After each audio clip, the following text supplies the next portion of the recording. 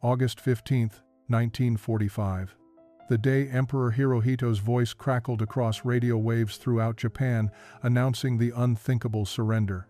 But for 23-year-old Keiko Tanaka and 47 other Japanese women serving with the Imperial Army's Auxiliary Corps in the Philippines, that historic broadcast came 3 days late. They had already been captured by American forces advancing through Manila, their world forever changed before their emperor's words could reach them. Keiko stood in the cargo hold of a military transport ship, her hands gripping a worn leather satchel that contained everything she owned. Around her, the other women maintained rigid silence, their faces carefully composed masks, despite the fear that pulsed through the cramped space. They had been taught that capture meant certain death, or worse. American soldiers, they'd been told repeatedly during training, showed no mercy to Japanese prisoners, especially women.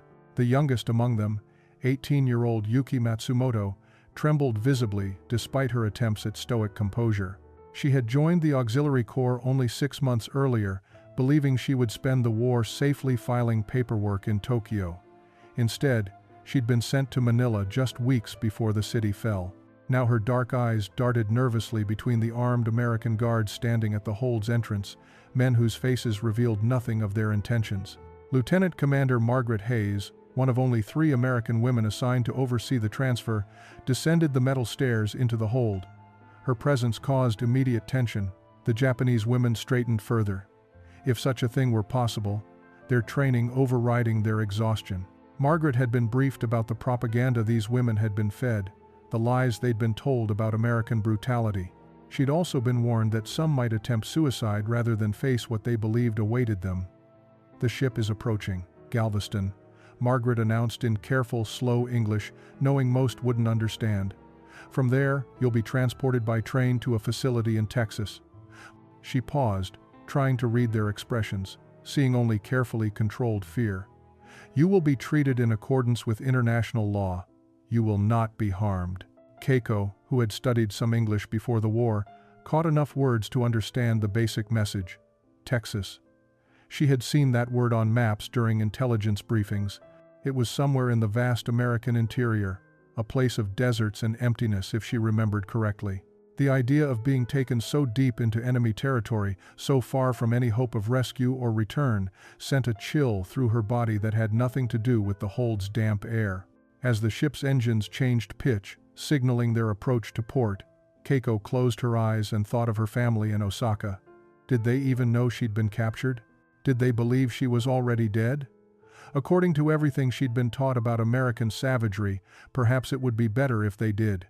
The Texas heat hit them like a physical wall as they stepped off the train at a small station outside Fort Worth. Keiko had experienced the humid warmth of Manila, but this was different, a dry, relentless heat that seemed to radiate up from the cracked earth itself.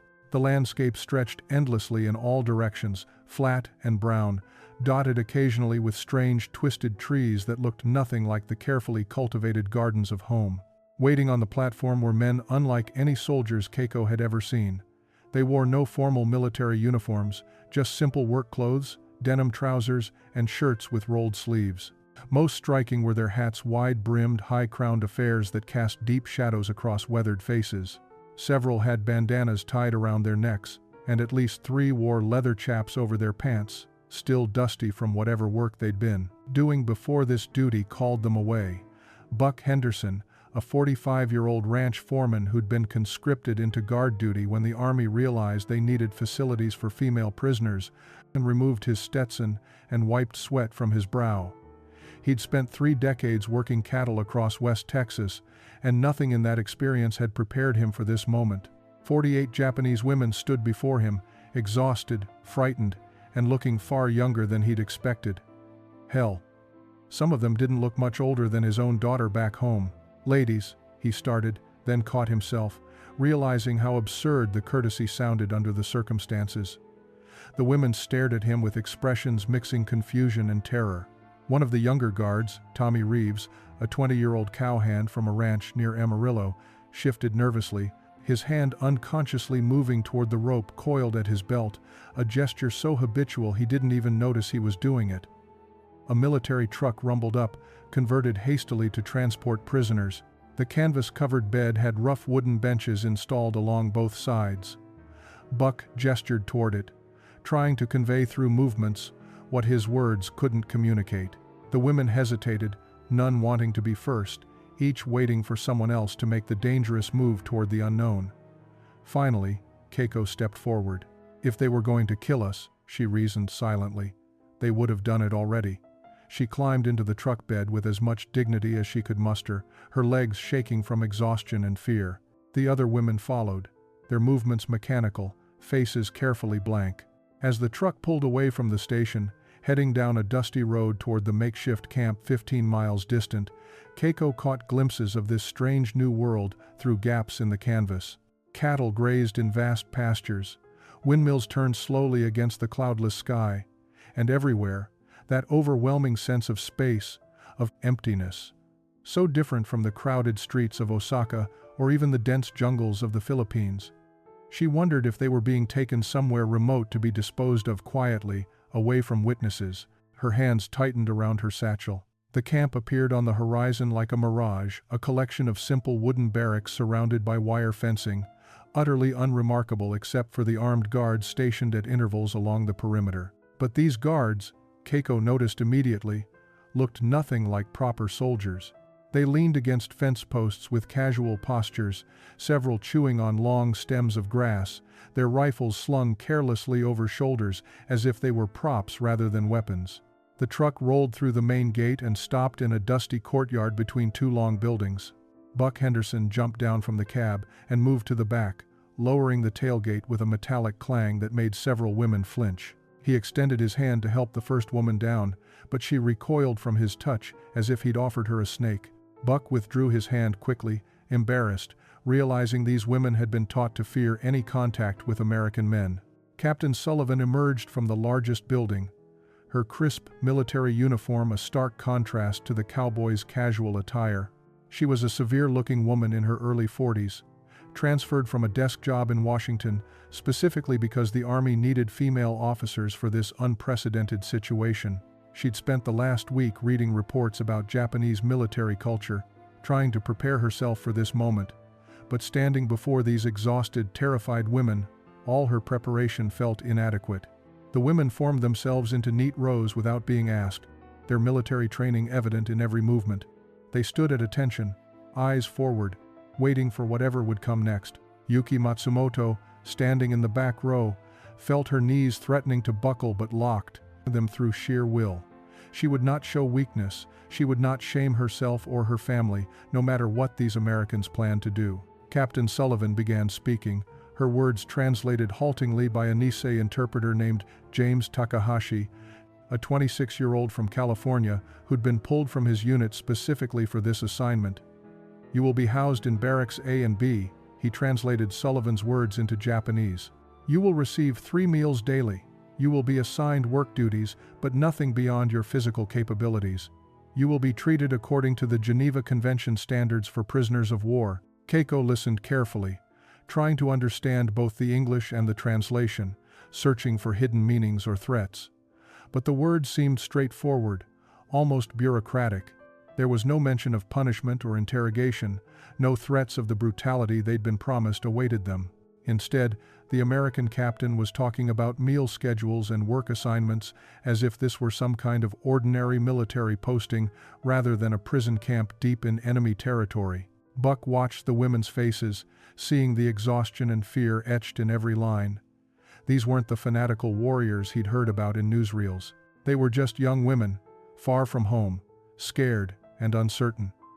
He caught himself thinking about his daughter again, wondering what he'd want someone to do for her if their positions were reversed. The thought made him deeply uncomfortable. The barracks smelled of fresh-cut pine and dust. Rows of simple cots lined both walls, each with a thin mattress, a wool blanket folded at the foot, and a small wooden crate serving as a bedside table. Keiko claimed a cot near the center, neither too close to the door nor too far back. The other women dispersed throughout the space, maintaining careful distances from one another, as if physical separation might somehow protect them from whatever was coming. Through the single window at the far end, Keiko could see the endless Texas landscape. It was so profoundly different from anything she'd known that it felt almost hostile in its strangeness. No mountains on the horizon, no forests, no rice paddies climbing hillsides in careful terraces, just flat earth, stretching away until it met the sky, broken only by occasional fence lines and those peculiar twisted trees she'd later learn were mesquite. A bell rang somewhere outside, making several women jump. Buck Henderson appeared in the doorway, gesturing toward the building opposite theirs. "Chow time," he said, though none of them understood the words. He mimed eating, bringing his hand to his mouth repeatedly, until Keiko grasped his meaning. Food. They were being summoned for a meal. The women filed out silently, maintaining their formation even though no one had ordered them to do so. The dining hall was another simple wooden structure, furnished with long tables and benches. The smell that greeted them was utterly foreign, something greasy and unfamiliar that made Keiko's stomach turn even as it growled with hunger. She hadn't eaten since the previous morning, but the strange odors made her hesitate. Behind a serving counter stood 3 cowboys wearing stained aprons over their work clothes. They ladled something brown and thick onto metal trays, added bread and what appeared to be beans. Yuki took her tray with trembling hands and stared down at the food with barely concealed horror. The brown substance looked like nothing she'd ever seen served at a meal. It was thick, almost paste-like, with visible chunks of something she couldn't identify. Keiko sat at one of the long tables, her tray before her, trying to determine what she was supposed to do with this food. Around her, the other women were having similar struggles. Several poked tentatively at the brown mixture with their spoons, expressions of deep uncertainty crossing their faces. One woman, a former nurse, named Hanako Sato, lifted a small portion to her nose and sniffed cautiously before setting her spoon down with a look of profound resignation. Tommy Reeves watched from his position near the door, feeling increasingly awkward. These women looked at their food like it might poison them. He'd eaten beef stew his whole life. It was practically the official dish of West Texas. But watching these Japanese women confront it with such obvious distress, he realized how vast the gulf between their worlds truly was. Everything they knew, everything familiar, had been stripped away. Even something as simple as dinner had become another reminder of how completely lost they were. 3 days passed in tense routine. The women ate the unfamiliar food because they had no choice, worked assigned cleaning duties in silence, and spent their evenings sitting on their cots, speaking in hushed whispers about what might happen next. The cowboys watched them with obvious discomfort. These rough men clearly uncertain how to handle prisoners who looked so young and frightened. On the 4th morning, Buck Henderson made a decision that would change everything. He'd been watching these women pick at their meals, seeing how they struggled with the heavy American food they were being served. The previous evening, he'd overheard Captain Sullivan mention that several prisoners had barely eaten in days, their bodies rejecting the unfamiliar cuisine. Buck had grown up on a ranch, and he knew that sometimes the solution to complex problems was surprisingly simple. He drove into Fort Worth that morning and returned with supplies that made the kitchen staff raise eyebrows. By noon, he'd set up a grill in the courtyard between the barracks, charcoal smoking in the Texas heat. The smell of cooking meat drifted across the compound, drawing curious glances from the windows. When the lunch bell rang, the women emerged to find Buck standing behind the grill, wearing his stained apron and a cautiously optimistic expression. On the serving table beside him sat a mountain of hot dog buns and all the fixings: mustard, ketchup, relish, onions. In his hand, he held up a hot dog on a bun, demonstrating with exaggerated gestures how to assemble and eat this American delicacy. The women stared. Keiko felt her eyebrows rise despite her attempt to maintain composure. The food looked bizarre, a strange reddish meat cylinder nestled in soft white bread. Buck took an enthusiastic bite, chewing with obvious pleasure, trying to show them this odd creation was both safe and delicious. Yuki leaned toward Keiko and whispered in Japanese, "What is that thing? It looks like nothing I've ever seen. Is it even food?" Keiko had no answer. She stepped forward first, as she'd been doing since their arrival, taking the role of unofficial leader through nothing more than repeated willingness to go first into the unknown. Buck handed her a hot dog with a broad smile, gesturing toward the condiments. She held it carefully, examining this strange object from all angles, while the other women watched intently. The first bite was a revelation, not because it was delicious, though the salty, slightly smoky flavor was surprisingly pleasant after days of heavy stew. It was the simplicity of it, the informality. This wasn't military rations or institutional food. This was something personal, almost playful. Buck stood there grinning at her, waiting for her reaction like a child hoping for approval. Keiko found herself doing something she hadn't done since her capture. She smiled. It was small, barely perceptible, but it was genuine. She took another bite, and Buck's grin widened. Behind her, the other women began tentatively approaching the table, curiosity overcoming caution. Tommy Reeves started helping Buck serve, demonstrating condiment options with enthusiastic gestures that transcended language. The hot dog incident, as it would later be remembered, marked a subtle shift in the camp's atmosphere. The meal itself wasn't particularly memorable. The women found the food acceptable if strange, but the gesture behind it mattered. Buck Henderson had tried to make them comfortable, had gone out of his way to offer something different than the heavy institutional meals they'd been choking down. It was the first time any of them had seen their captors treat them as individuals rather than as problems to be managed. The next morning, Keiko woke to find a small vase of wildflowers on the wooden crate beside her cot. They were simple blooms, probably picked from the fields beyond the fence, but they'd been arranged with obvious care. She looked around the barracks and saw that every woman had received the same gift. No one knew who'd left them, but several of the cowboys wore suspiciously innocent expressions when the women emerged for breakfast. Tommy Reeves had been the one to suggest it. He'd grown up watching his mother put flowers on the kitchen table every Sunday, claiming they made everything feel more like home. When he'd mentioned it to Buck the previous evening, the older man had simply nodded and said, "Good thinking, kid." They'd spent an hour after sunset gathering blooms in the dimming light, feeling slightly ridiculous but committed to the gesture. Yuki touched the flowers on her crate with tentative fingers, her eyes welling with unexpected tears. They reminded her of the arrangements her grandmother made every morning at the family shrine, carefully selecting blooms that matched the season. For the first time since her capture, something in this strange place connected to her life before. She pressed her palm against her mouth, fighting to maintain composure. The work assignments that day brought more surprises.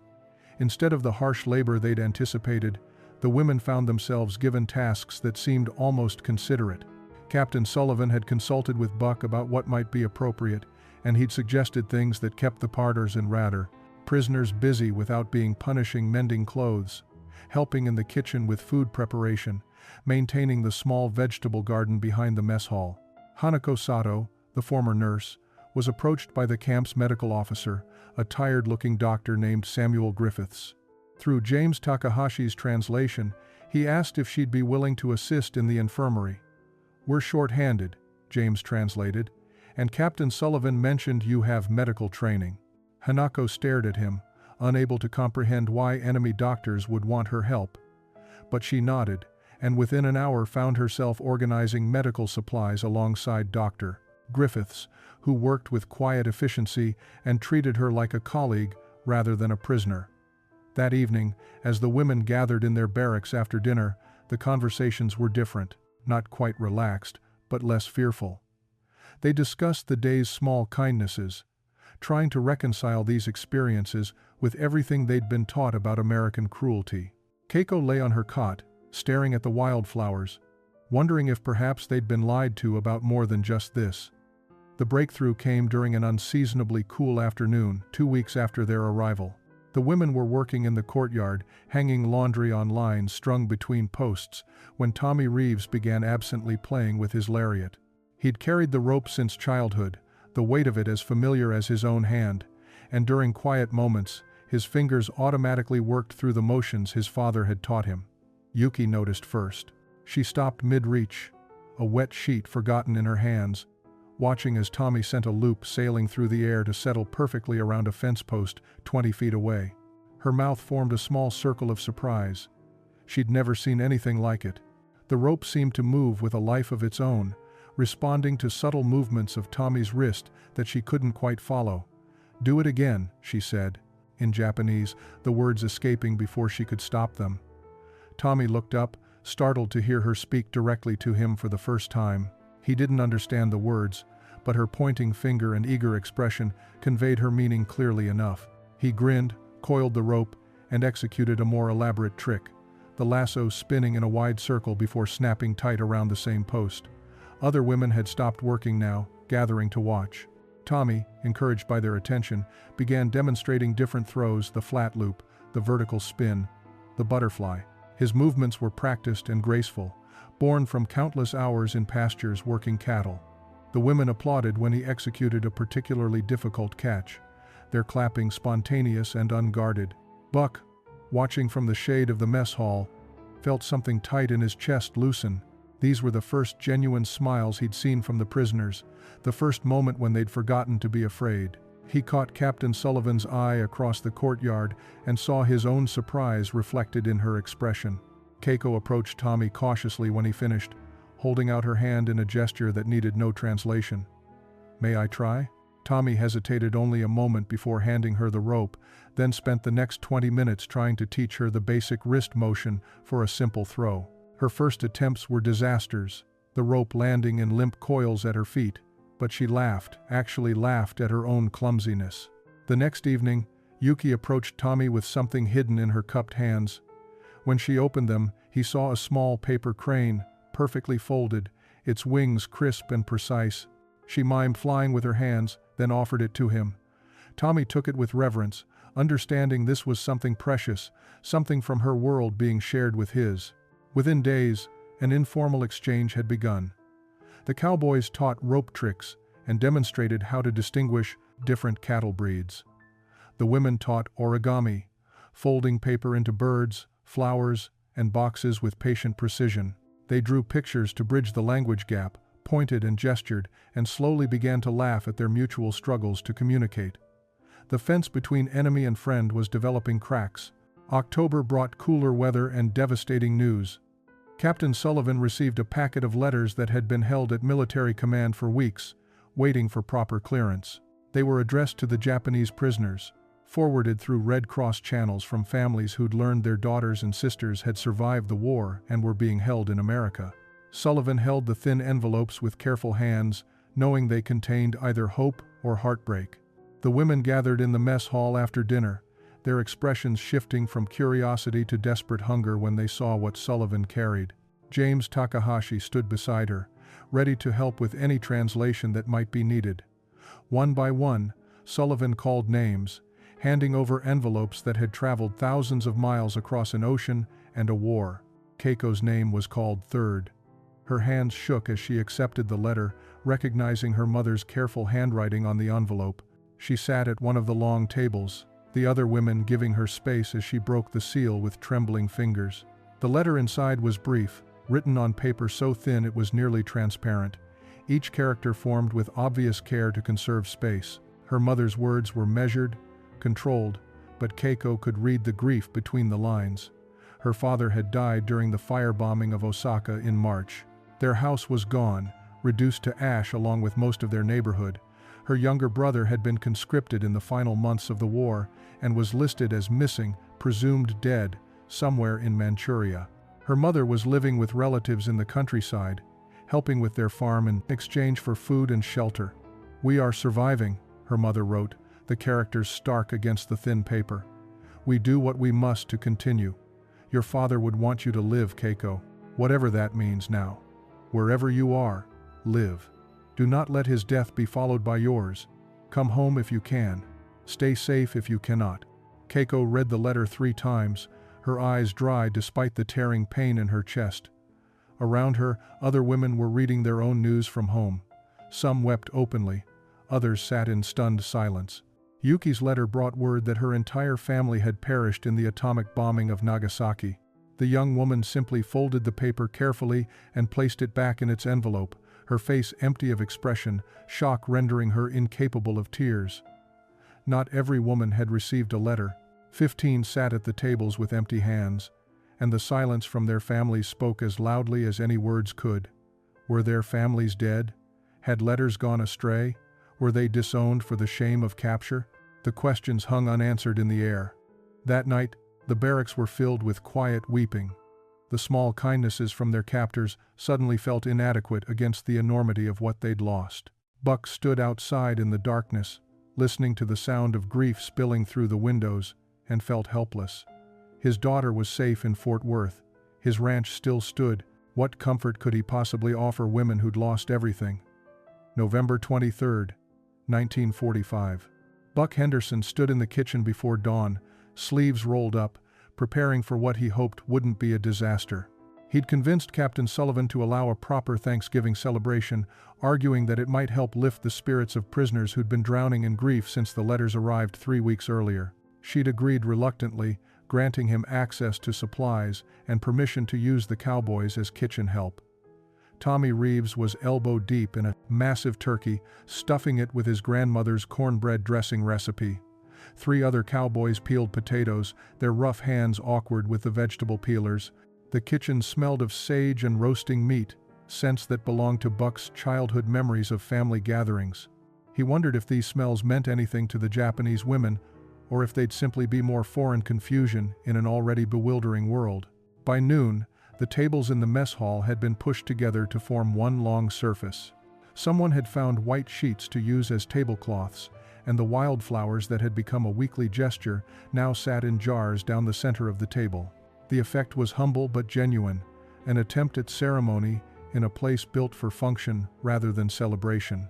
Captain Sullivan explained through James what Thanksgiving meant: a day Americans set aside to give thanks for blessings, to gather with others and share a meal.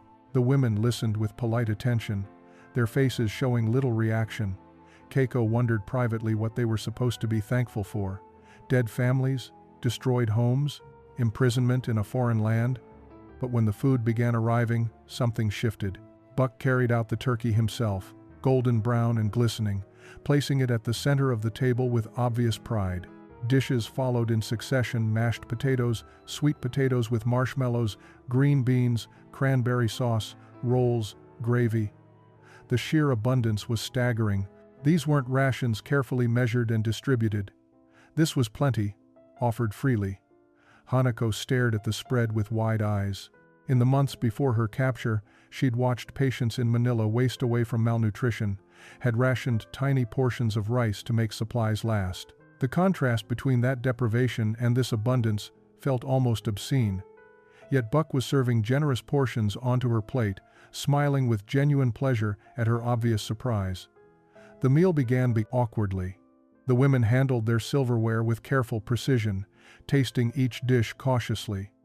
But the food was good, simple, hearty, and honestly prepared. More importantly, the Cowboys and guards sat with them at the same table, eating the same meal, passing dishes back and forth across the language barrier. Tommy tried to explain what marshmallows were through elaborate gestures that sent several women into startled giggles. Halfway through the meal, Yuki did something unexpected. She stood, her chair scraping against the floor, and bowed deeply toward Buck. "Thank you," she said in careful English, 2 words she'd been practicing in secret. The simple phrase hung in the air, weighted with meaning beyond its literal translation. Other women rose and bowed as well, their gesture speaking what they couldn't yet say in words. The weeks following Thanksgiving brought gradual transformation. The women's English improved through daily necessity and genuine desire to communicate. Simple phrases became conversations, gestures gave way to words, and the careful distance between guards and prisoners began to narrow. Keiko found herself spending evenings in the camp's small library, a converted storage room with donated books, studying English grammar with an intensity that surprised even herself. Buck noticed how Keiko attacked language learning like a military campaign, making lists of vocabulary words and practicing pronunciation until her mouth could form the unfamiliar sounds. One evening, he brought her a worn copy of a children's book his daughter had loved. Keiko looked at the simple illustrations and large print with something between gratitude and embarrassment, but she accepted it with a small bow, and that night read it cover to cover 3 times. The Cowboys in turn learned fragments of Japanese. Tommy could now count to 20, and new phrases for common objects.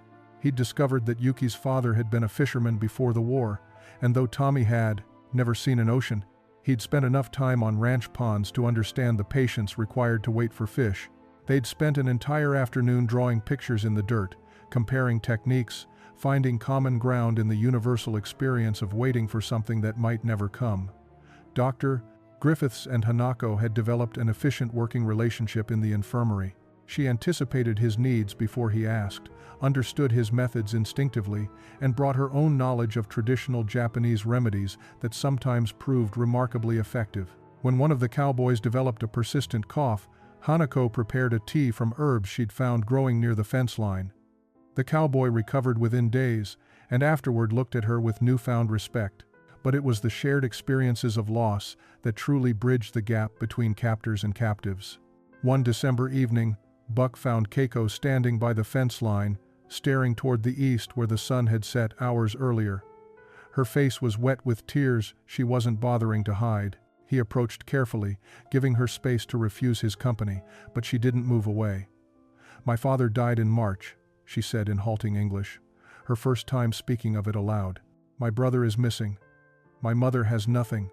She paused, searching for words. "I have nothing to send her. No money. No help. I am here. She is there. Nothing I can do." Buck was quiet for a long moment. Then he said, "My brother died at Normandy, June 6th. He was 24 years old." Keiko turned to look at him, surprise evident in her expression. Buck continued, "His wife got a telegram. His son will never know him. War takes from everyone, Miss Keiko.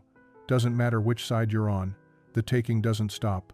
They stood together in silence as darkness settled over the compound. The grief felt the same in any language, heavy, persistent, refusing to be reasoned away. But somehow, sharing it made the weight slightly more bearable. They weren't enemies in that moment. They were simply two people who'd lost something precious to a war neither of them had started. January 1946 brought official word that changed everything. Captain Sullivan received orders from the War Department regarding repatriation procedures for Japanese prisoners. Ships were being organized to return prisoners of war to their homeland, and the women at the Texas camp would be processed for departure within 3 months. Sullivan read the orders twice, feeling an unexpected heaviness in her chest. She'd grown accustomed to these women, had watched them transform from terrified prisoners into something resembling a small community. She called a meeting in the mess hall on a cold morning when frost still clung to the fence posts. The women gathered quickly, sensing the importance of the announcement. James Takahashi stood beside Sullivan, ready to translate, though many of the women now understood enough English to follow along without help. "You're going home," Sullivan announced, and James translated simultaneously. "The War Department has arranged for your repatriation to Japan. You'll leave by the end of March. Transportation will be provided to the West Coast, then by ship to Yokohama. From there, you'll be released to return to your families." The words should have brought joy, or at least relief. Instead, they landed in silence. Keiko felt her stomach twist with an emotion she couldn't quite name. Home, the word that had sustained her through capture and imprisonment, now felt complicated, weighted with questions she'd been avoiding. What home was she returning to? A destroyed city? A struggling mother she couldn't help? A country that had lied to her about everything, including the nature of their enemies? Yuki's face had gone pale. She had no family waiting for her return. They were all dead, reduced to shadows on walls in Nagasaki. She'd be returning to nothing and no one, released into a devastated country as a woman marked by the shame of capture. The traditional path would be clear: she should take her own life rather than burden society with her dishonored existence. But these past months had taught her to question those traditions, to wonder if perhaps the old ways had been as wrong about honor as they'd been about Americans. That evening, the women gathered in their barracks in small groups, speaking in urgent whispers. Some were clearly relieved, eager to return despite the devastation awaiting them. Japan was still Japan, still home, still where they belonged. They talked of finding surviving family members, of helping rebuild, of contributing to their country's recovery however they could. But others were quieter, more conflicted. Hanako sat on her cot, thinking about the respect Dr. Griffiths had shown her, the way he'd treated her medical knowledge as valuable rather than inferior. Would she find such respect in defeated Japan? Keiko held the children's book Buck had given her, running her fingers over the worn cover, thinking about how much she'd learned, how much she'd changed. Tommy noticed the subdued atmosphere from his post near the barracks. The women weren't celebrating their impending freedom. They looked like people facing an impossible choice between two uncertain futures, both frightening in different ways. He wondered which was worse, returning to everything you'd lost, or staying in a place where you'd never truly belong. The announcement created invisible fractures through the camp. Women who'd shared barracks and meals for months now found themselves divided by an unbridgeable question: stay or go. Most kept their thoughts private, but allegiances formed nonetheless. Those planning to return home gathered in one corner of the mess hall during meals, while those quietly considering alternatives sat elsewhere, neither group willing to acknowledge the growing divide. Michiko Yamada, a 32-year-old former administrative officer from Tokyo, became the unofficial leader of those determined to return. She'd been raised in a traditional family, taught that duty and honor mattered more than personal comfort or safety. Every evening she spoke passionately about their obligation to help rebuild Japan, to care for surviving family members, to fulfill their responsibilities as Japanese women regardless of what awaited them. "You think America wants us here permanently?" she challenged one evening, her voice sharp with conviction. "We're prisoners, not immigrants. They're being kind now because the war is over, but we'll never belong here. We don't speak the language properly, we don't understand their customs. We'll always be foreigners, always be former enemies. Japan needs us. Our families need us. How can we even consider abandoning them?" Her words carried weight. Several women nodded in agreement, shame coloring their faces at having even briefly considered staying. But Keiko noticed that Michiko had no family left alive. Her parents and siblings had all perished in the Tokyo firebombings. She was returning to honor and duty, not to people who needed her. The distinction seemed important somehow.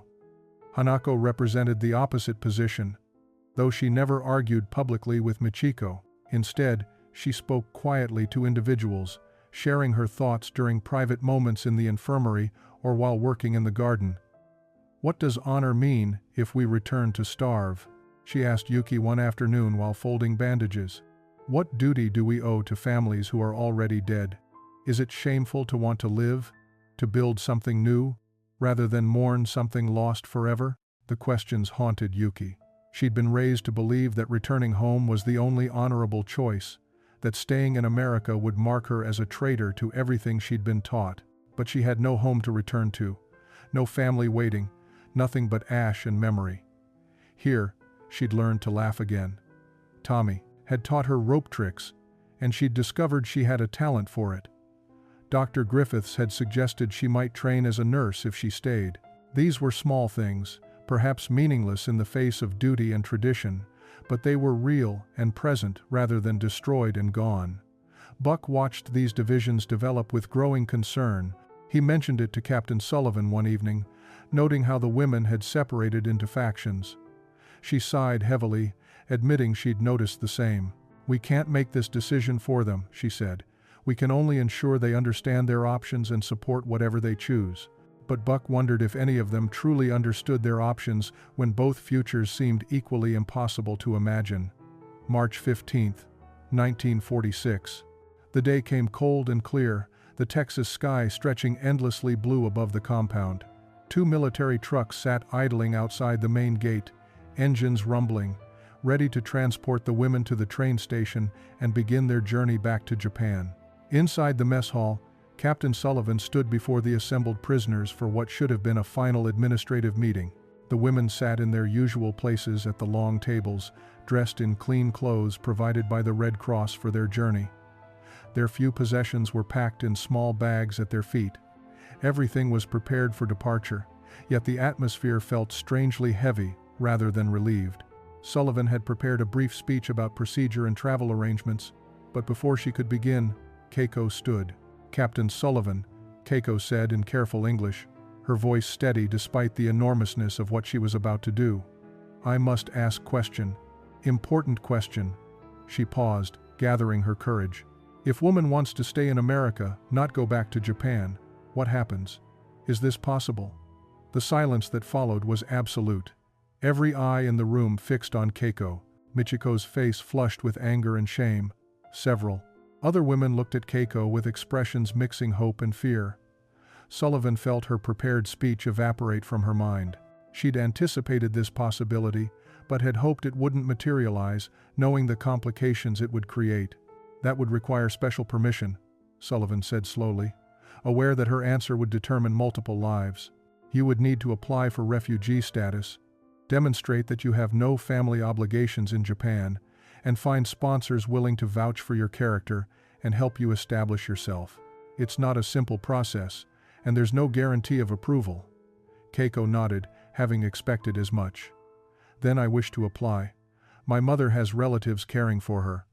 I can send money to help her better from America than I can by returning to starve with her in Japan.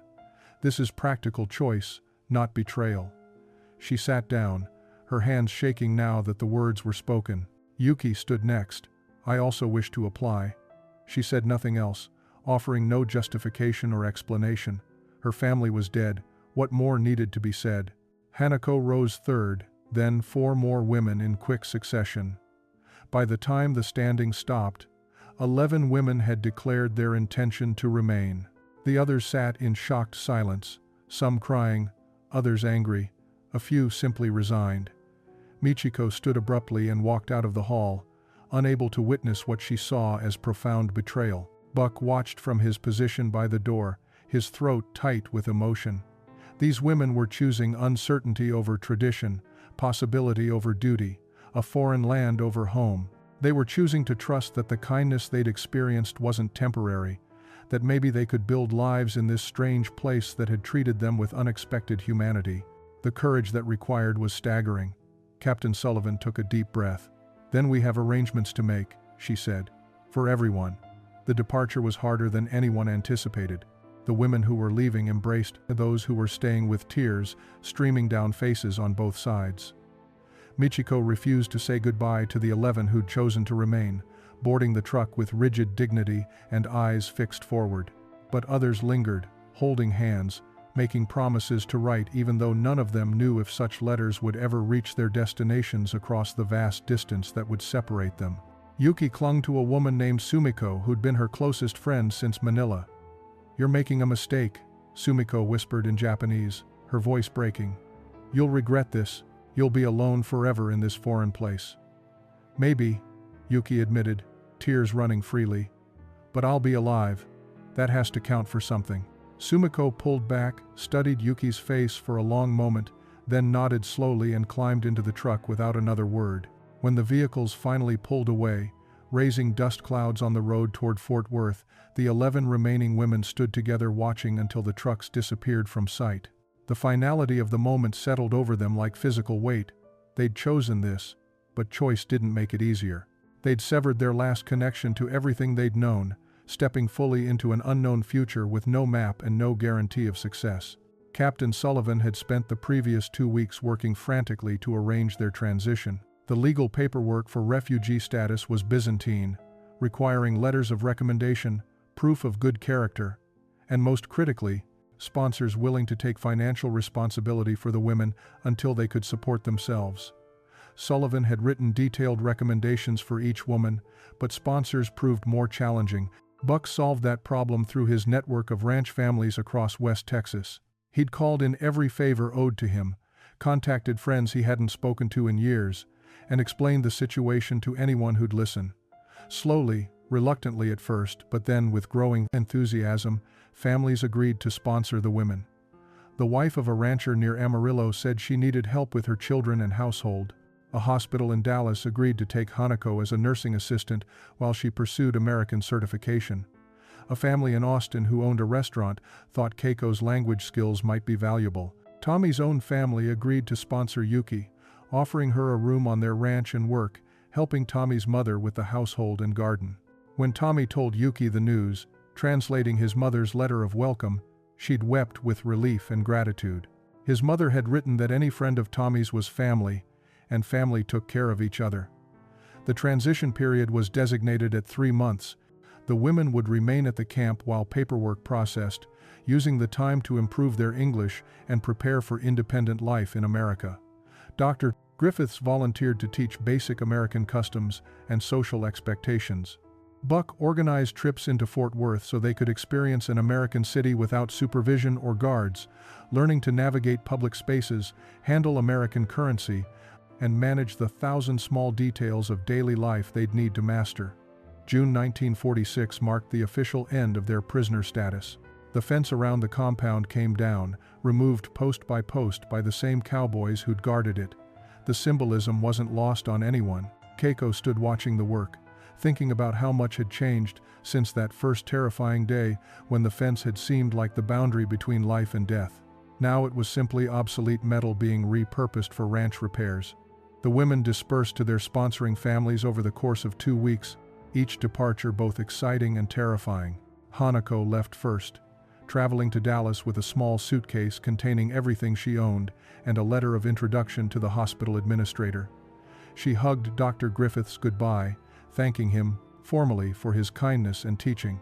He'd grown misty-eyed, told her she'd been the best assistant he'd ever had, and made her promise to write.